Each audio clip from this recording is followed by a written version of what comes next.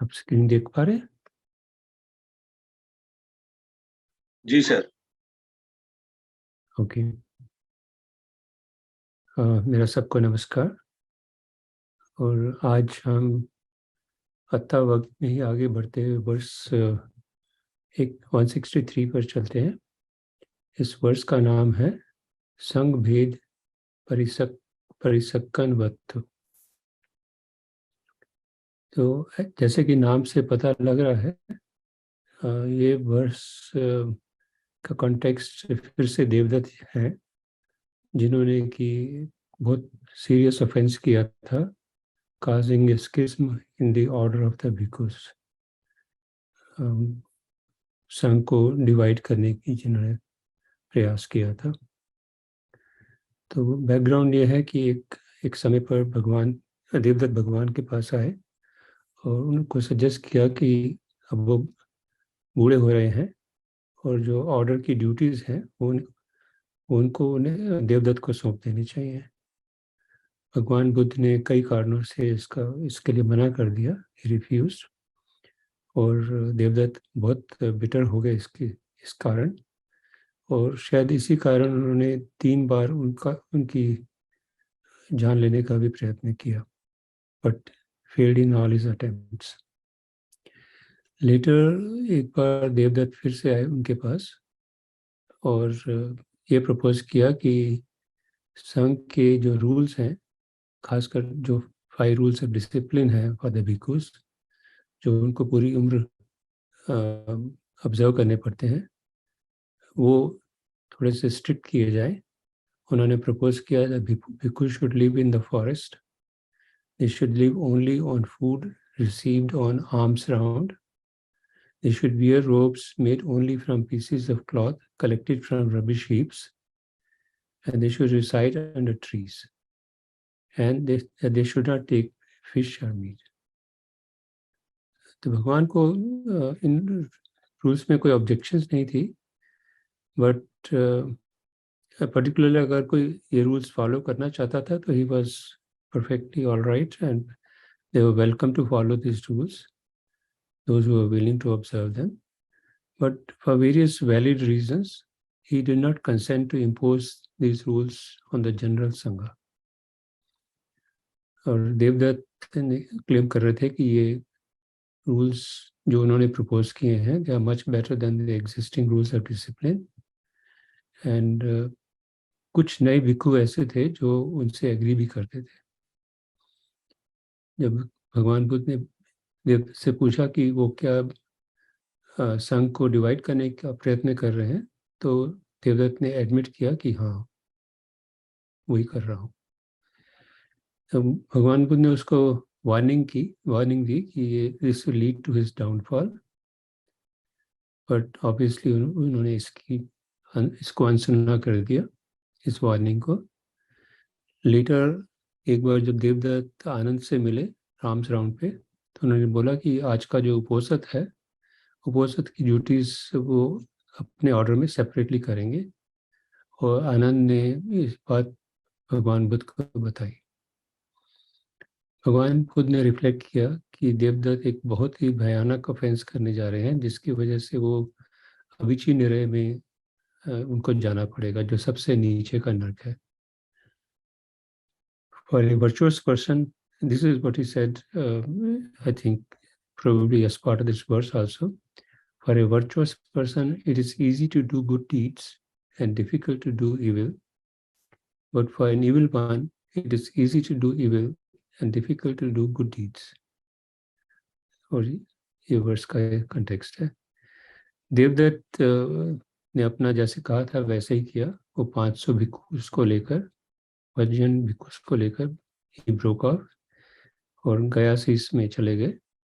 लेकिन जैसे कि हम सबको मालूम है, बाद में सारीपुत्र और मोगलाना could talk to these bhikkhus who realized their mistake, and most of them returned to the Sangha led by भगवान बुद्ध। सो ये इसका बैकग्राउंड कंटेक्स्ट है इस वर्ष का। और वर्ष इस प्रकार है। शुक्रानी असाधुनी अत्तनो अहितानि च yang ve hitancha sadhuncha tang ve param dukkarang.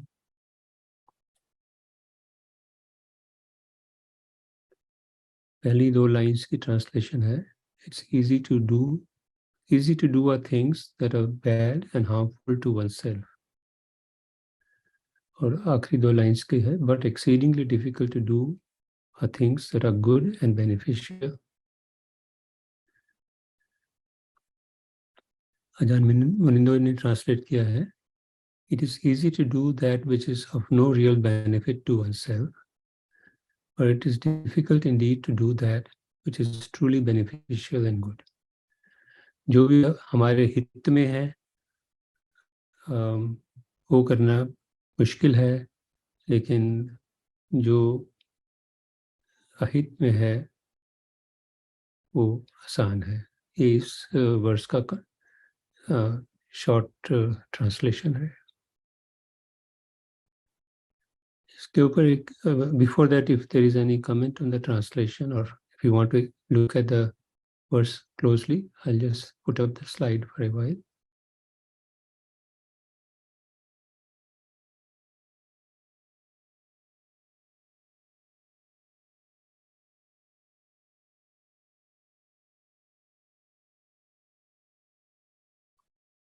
ठीक है, आगे बढ़ेंगे. मैंने मेरे मन में जो विचार है इसको कहानी को पढ़कर और इस वर्ष को समझ के वो कुछ इस प्रकार है. Why is it that we sometimes choose to do things that we know are not for our good or for the good of others? क्योंकि इस वर्ष में बेसिकली इसी चीज़ पे बात की गई है. और मेरा एक स्ट्रॉन्ग अंडरस्टैंडिंग ये है कि this is perhaps due to a strong sense of self. ये हम तभी करते हैं जब हमारी सेंस ऑफ सेल्फ बहुत स्ट्रॉन्ग होती है और एक तरह से कंसीट हमें टेक ओवर कर लेती है. इसीलिए शायद शकायदिति का को सबसे पहली फैक्टर माना गया है जिसको रास्ते से हटाना जरूरी है अगर हमें इस रास्ते पर आगे बढ़ना है. इतना जोर इसीलिए दिया जाता है कि हम अनंतता का भाव समझ सके. और ये सब होने के बावजूद भी ये बताया जाता है कि जो सबसे लास्ट फैक्टर जाने वाली है वो कंसीट ही है, क्योंकि किसी ना किसी प्रकार से कंसीट फिर भी रह जाती है. शकायत और खत्म भी हो जाता है अभी भी. उसके बाद में ही लिबरेशन की पॉसिबिलिटी है, कंसीट बिल्कुल खत्म होने के बाद. So this is also the reason for the importance given by Bhagwan to understanding deeply the non-personal nature of all experience. जो अनंता की हमारी शिक्षा हमें मिलती रही है उसका मेन रीजन यही है कि ये बहुत दुख देने का रास्ता है अगर अनंता भाव हमारे मन में हमें समझ में नहीं आता तो. Since without developing this insight, escape from clinging is not possible. Understanding and seeing clearly that this is the very nature of all dhammas is the key to enlightenment. मैं basically repeat ही कर रहा हूँ. If clinging is to go, the person who clings has to go with it. अगर person रहेगा तो clinging रहेगी. Conversely, if there is no person, there is no one who clings. So ये एक fundamental understanding है जो हमें अपने मन में पूरी तरह से धारण करनी है. Every experience is just that, no more, no less. कुछ मैं आगे इसके बारे में विचार प्रकट कर रहा हूँ. When there is no self, the karma that results becomes a blessing, both for the heart and for the receiver of the karma. Perhaps karma done in this way leads to the end of karma. जो अनात्ता भाव से काम किया जाए, जो निष्काम काम किया जाए, that perhaps leads to the end of karma. Once this is seen and understood clearly from the depth of the heart, suffering goes and freedom results. भगवान ने हमें यही बार बार समझाया है. Through every utterance of his teaching, this is where the Bhagwan is leading us to for our own good and for the good of all seekers of the truth. So ये मेरे कुछ thoughts है which I jotted down. If you have any comments or if you feel that something is not appropriate, I'll be very grateful for you to point out.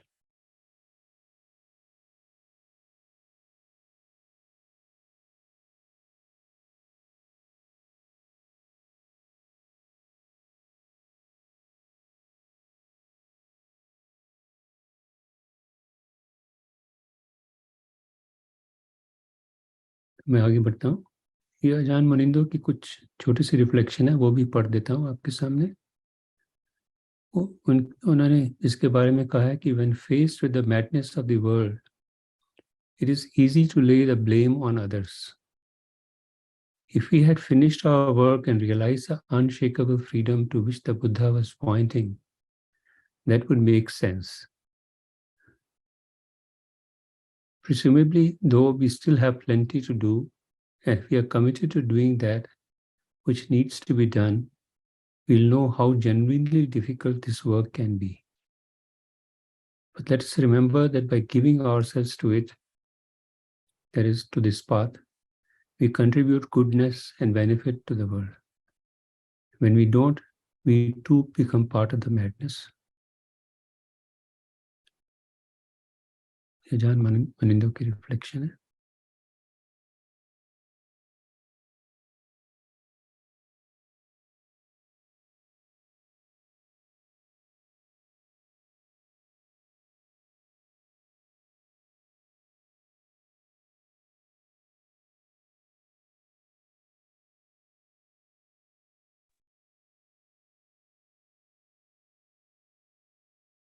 अगर कोई question या comment नहीं है तो मैं अगले वर्ष पे small technical part में just point out जो आपने पिछली अपना रिफ्लेक्शन लिखा था ना, उसको दिखाएंगे एक मिनट. जी. See, when there is no self, we should say the action that results becomes a blessing. Because when there is no self, there is no karma created. So we should just a small technical point. जी जी ठीक. Thank you for correcting that mistake.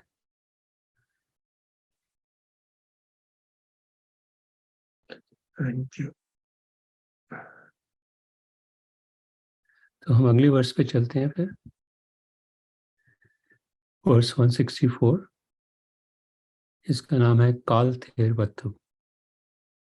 इसका background कुछ ऐसे है कि there was an elderly woman in Savatthi who was looking after a Thera named Kal like her own son. तो उनके पास हमेशा वो आर्म्स फूड के लिए आया करते थे और वो बड़े प्यार से उनको आर्म्स फूड देती थी. एक दिन उन्होंने सुना अपने पड़ोसियों से कि बुद्धा के ये बहुत वर्चुअस हैं और उनका मन किया कि वो भी जाके जेतवन में जाके भगवान बुद्ध के डिस्कोर्सेस को सुने. तो उन्होंने काल थेर को अपनी विश के बारे में बताया और द थेर एडवाइज्ड हर अगेंस्ट इट. तो 3 बार उन्होंने ऐसी रिक्वेस्ट की, अपनी विश को प्रकट किया, पर तीनों बार उन्होंने उसको डिसवेट करने की प्रयत्न किया. But one day, in spite of his dissuasion, the lady decided to go. तो उसने अपनी बेटी से बोला कि जब काल थेर आए तो उनका ध्यान रखिएगा और मैं जरा जेतवन मोनास्ट्री जा रही हूँ. जब काल थेर वहाँ आए अपने यूजुअल आर्म्स राउंड पे और he learned that the lady of the house had left for the Jetavana monastery, उनके मन में ये विचार आया कि शायद ऐसा हो कि जो लेडी ऑफ द हाउस है, she is losing her faith in me. So he made haste and quickly followed her to the monastery. वो भी पीछे पीछे मोनास्ट्री पहुंच गए, जेतवन में पहुंच गए. There he found her listening to the discourse being given by the Buddha. तो वो भगवान बुद्ध के पास गए respectfully और कहा, Venerable sir, this woman is very dull. she will not be able to understand the sublime Dhamma that you teach. Please teach her only about charity, दान, and morality, शील.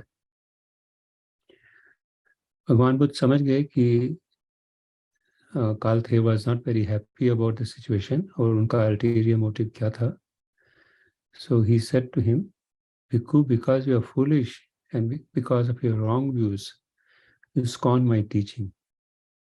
You yourself are your own ruin. In fact, you are only trying to destroy yourself. तो basically उन्होंने उनको एडमॉनिश किया कि ये बहुत गलत काम कर रहे हो. And then he spoke this verse.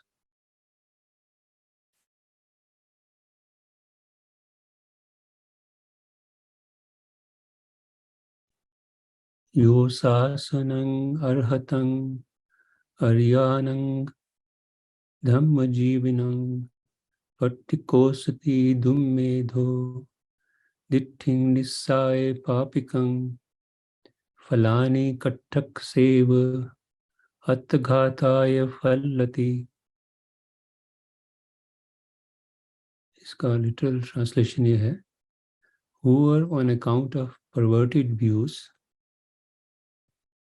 शायद दुम्मेदों से आ रहा होगा ये, और ditthing nissaye papikang, scorns the teaching of the perfected ones, the noble and the righteous ones, that fool like the bamboo, कंटक शायद बैम्बू से रेफरेंस होता होगा, that fool like the bamboo produces fruits only for self-destruction.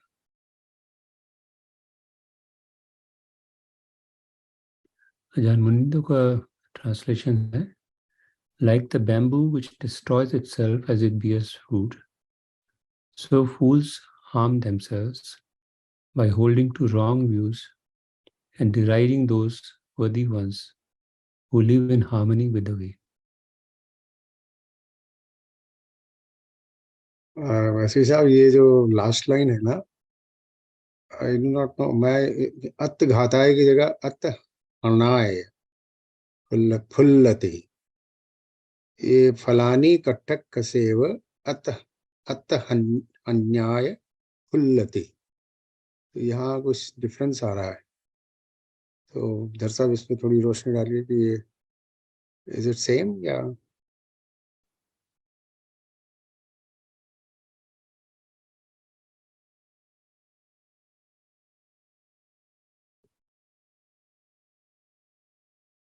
Sir आप mute पे. के भी कई versions हैं, तो उनमें थोड़ा थोड़ा डिफरेंस है. अच्छा, तो कुछ श्याम के वर्जन में और बर्मीज वर्जन में कुछ कुछ वर्ड्स में डिफरेंस है. Okay. जैसे यहाँ अत्तगाता और अत्तहनाय का मतलब सेम है. सेम है. और ये फुल्लति और फल्लति वही, इट्स ओनली ये मैटर सेम है, फुल्लति और फल्लति. Of question of the words being slightly different. That's all. There's no change in meaning. Meaning में कोई चेंज नहीं. अगर आप देखेंगे ना, उसमें सुत्ता सेंट्रल में कई जगह ब्रैकेट में लिखा हुआ है वेरिएंट्स. वो वेरिएंट्स का मतलब वो श्याम की टिका में, कंबोडियन टिपिटिका में एक एक वर्ड में कोई किसी में मात्रा में फर्क है. So this kind of thing has been identified. जब छठा संगायन हुआ था तो आइडेंटिफाई कर लिया गया था, भाई जिसको जो पसंद आए वही यूज करना. नॉर्मली अत्तहन्याय बोला जाए या अत्तघाताय बोला जाए, नॉर्मली क्या both mean the same thing. हाँ सेम तो है, बट पाली में एग्जैक्टली क्या बोलते हैं, घात बोलते हैं या हानि, मतलब अत्तहन्याय. घाताय का भी मतलब वही है कि अपने को हानि पहुंचा रहा है, हानि पहुंचाने का मतलब. सेम जनरली करना मतलब ये होता है ना, सेम मीनिंग.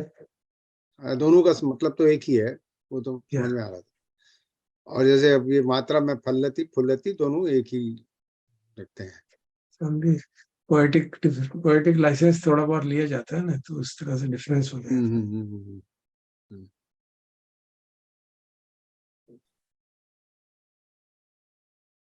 आगे बोलो राजेंद्र जी. जी जी, thank you.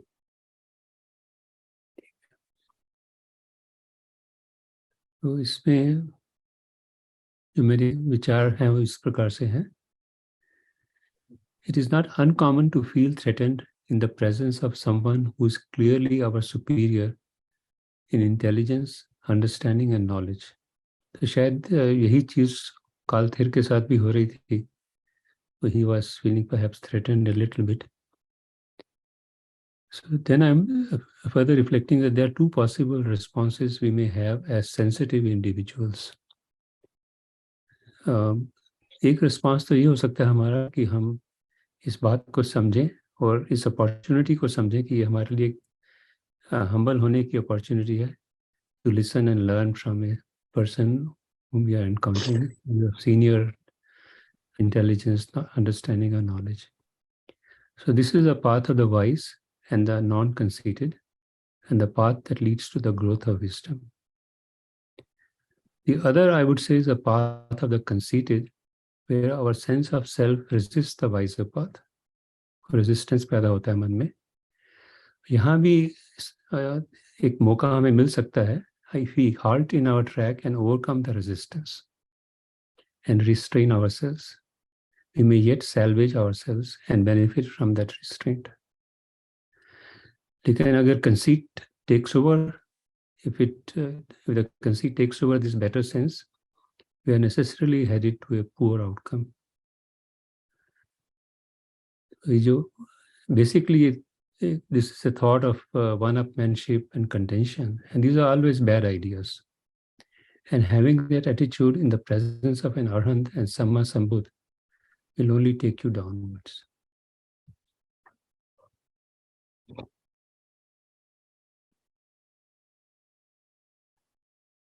Do you have any comments or suggestions?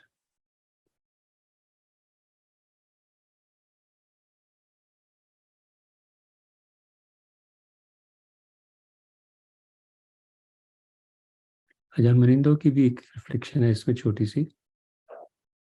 It is easy to criticize weakness in others. जैसे कि ये कर रहे थे उस लेडी के बारे में. It is hard to recognize and remedy faults within ourselves.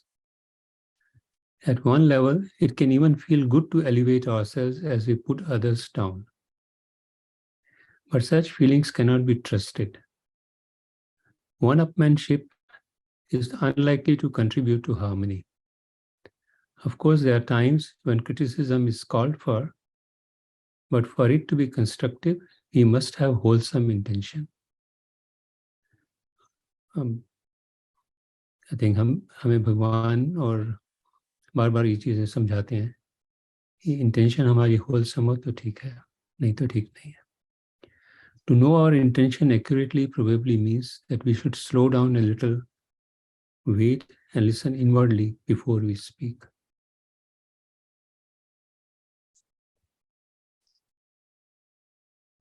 Actually life में यही जो लास्ट लाइन पढ़ रहे हैं आप, ये बहुत जबरदस्त लाइन है.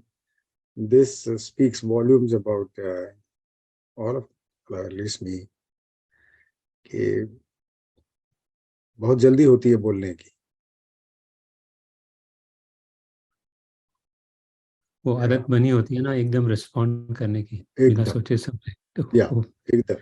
I mean, that also creates problems. एक तो रेजिस्टेंस होता है और एक नेचुरल टेंडेंसी होती है कि हाँ मुझे कुछ कहना है. सही कह रहे हैं आप. Sense of I comes forward immediately.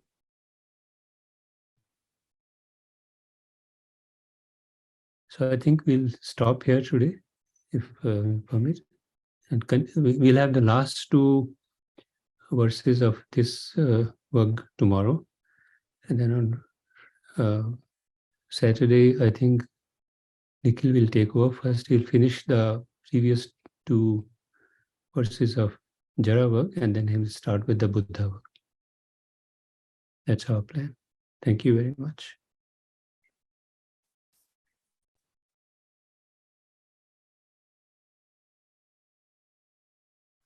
Thank you, Suren Prasad ji.